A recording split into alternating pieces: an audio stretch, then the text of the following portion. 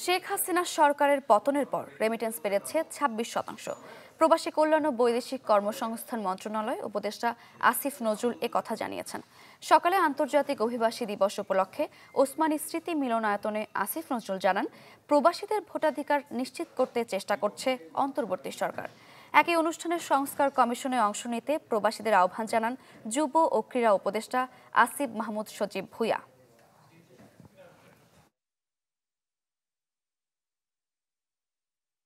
আমাদের সরকার দায়িত্ব নেওয়ার পরে পূর্ববর্তী বছরে এই সময়ের তুলনায় আমাদের রেমিটেন্স ২৬% বৃদ্ধি পেয়েছে।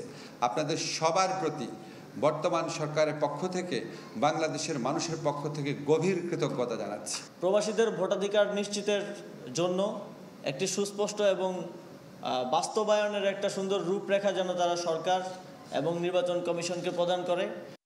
বছর শেষের খুশি নগদে হবে বেশি। নগদ পেমেন্টে নির্দিষ্ট ক্যাটাগরির কেনাকাটায় ৩০০ টাকা পর্যন্ত ক্যাশব্যাক।